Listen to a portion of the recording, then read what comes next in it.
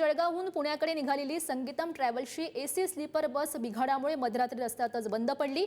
सुमारे 40 प्रवाशांना पर्यायी व्यवस्था करून देण्याच्या ऐवजी बस रद्द झाल्याचा संदेश पाठवून जळगावला परत जाण्यास सांगण्यात आलं। पुण्यात पोहोचणाऱ्या प्रवाशांची मोठी गैरसोय झाली। पोलिसांनी घटनास्थळी धाव घेतली, मात्र ठोस तोडगा काही निघाला नाही। अखेर प्रवाशांनी शाळेची बस, रिक्षा, रेल्वे आणि एसटीचा आधार घेत पुढचा प्रवास केला। तिकिटाचे पैसे घेऊन सेवा देता आली नाही तर प्रवाशांची जबाबदारी नेमकी कुणाची, असा सवालही या घटनेनं उपस्थित होतोय। काय अडचणी तुला या प्रवासामध्ये आल्या आणि किती वेळाचा कालावधी खरं तर तुला त्या प्रवासामध्ये लागणार होता आणि काय एकंदरीत घडले?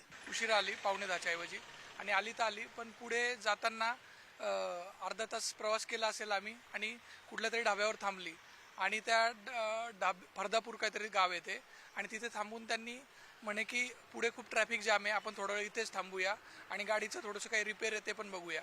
मग आम्ही म्हटलं ठीक आहे, पण तेव्हा वाजले होते मला वाटतं 11, 11:30, 12:30 झाले, 1 झाले, 1:30 झाली, तरी त्यांचं काही निघण्याचं हे नाही। मग म्हटलं किती वेळ लागणार याला, तर ते म्हणे नाही, ते क्लच थोडे खराब झालेत।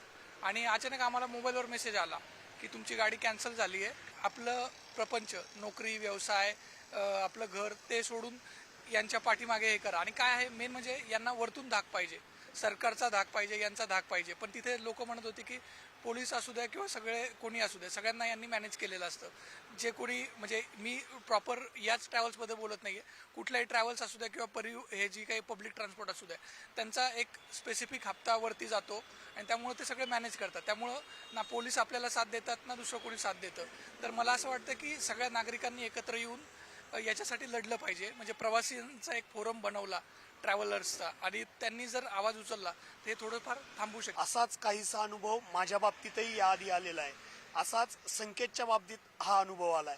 मात्र आता तरी प्रशासनाला जाग येणार का आणि खरंच प्रशासन अशा मुजोर ट्रॅव्हल चालकांवरती कारवाई करणार का, हा प्रश्न या निमित्ताने उपस्थित होतोय। कॅमेरामॅन सचिन कांबळेसह तुषार जरेकर, पुढारी न्यूज, पुणे।